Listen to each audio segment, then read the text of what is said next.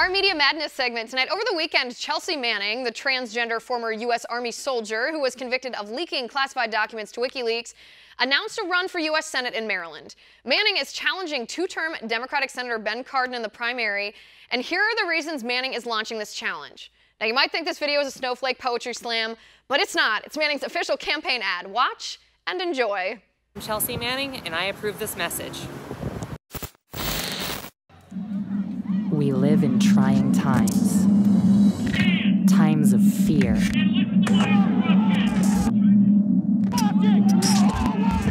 Of suppression.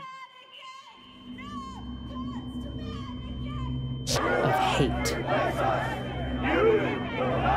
We don't need more or better leaders. We need someone willing to fight. We need to stop asking them to give us our rights. They won't support us. They won't compromise. We need to stop expecting that our systems will somehow fix themselves. We need to actually take the reins of power from them. We need to challenge them at every level. We need to fix this. We don't need them anymore. We can do better. You're damn right we got this. Joining me now, Chairman of Gator Pack, Colonel Rob Maness. Colonel, good to see you, sir. Hi, Liz. Thanks for having me back on. Of course. Okay, I have to admit, I was very entertained by this campaign ad. It's almost hard to believe it's not a parody here. But at the end, when Chelsea Manning says, "You're damn right, we got this," what is she talking about? Is she talking about more of our classified information that she's going to release to our enemies? Well, I think Private Bradley Manning, who was convicted of espionage and 20 out of 21 counts of being a traitor to his country, is perfectly well planning on releasing whatever he can get his hands on. He can call himself whatever he wants. He can do whatever medical treatments he wants, but he's still Private Bradley Manning, convicted traitor and felon. And he's not going to run for the United States Senate, and the Democrat Party is going to support him and raise him up so that he can get access to the U.S. Senate, but he won't get a security clearance. He'll never get a security clearance, and he will not be affected. Right, well, that was going to be my question. So you have experience with high-level security clearances. How would that actually work? So an individual who served in the U.S. military but was convicted of espionage, of betraying our country, was later pardoned by the president after using our tax money, by the way, to cut off his junk. How does that actually work? Don't senators need access to classified information, and would the government ever allow this individual to have access to that again? Yeah, they do need access to classified information, and that includes for official use only information of the United States government just to do their job. And this individual, as you said, was convicted, but he wasn't pardoned. His sentence was commuted, so he is still a convicted felon that has been convicted of espionage.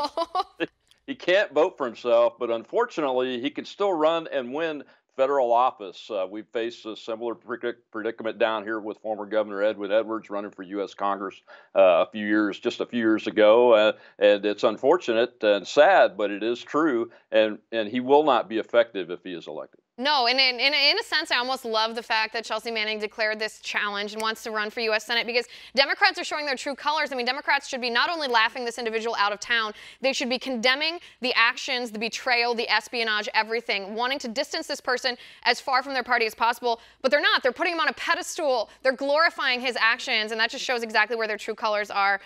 May he fail in his run for Senate. Colonel Maness, I want to ask you about what happened in Hawaii this weekend. We all woke up to text messages talking about this situation, but the residents of Hawaii woke up to text messages telling them that there was a ballistic missile headed their way, that they must seek immediate cover, and that this was not a drill. Panic ensued. People called their loved ones to say goodbye. They hid in closets. They hid in sewer drains outside of their own houses.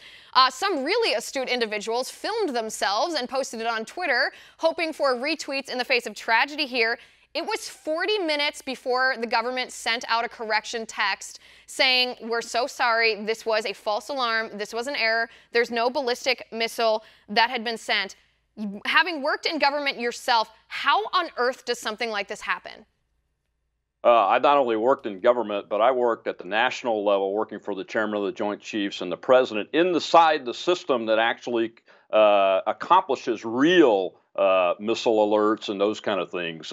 And in no way was U.S. Pacific Command or the Pentagon or the President of the United States ever involved in this issue. It was entirely a state government issue based out of the State Emergency Operations Center, which is run by the governor. And I might add, they're all liberal Democrats in charge of the government in the state of Hawaii. So that's where the blame line stops, because the president didn't have anything to do with it. The federal government didn't have anything to do with it. And of course, the United States military, including the system at the Pentagon that is the world's best and has all sorts of backups so that people can't make mistakes on their own. Right. I mean, it seems to me very elementary. Liberals who blamed Trump for this. Did Trump push this button?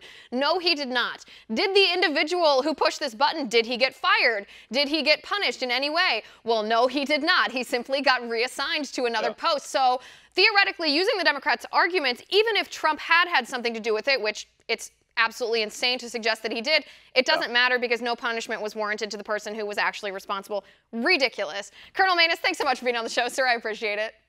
All right, you have 1 minute to tweet me at Liz_Wheeler before we're back with Guy Short. 294 days until the 2018 midterm elections. Can you believe we're already counting down to another election?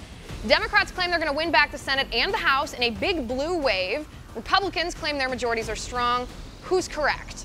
The breakdown in just a moment.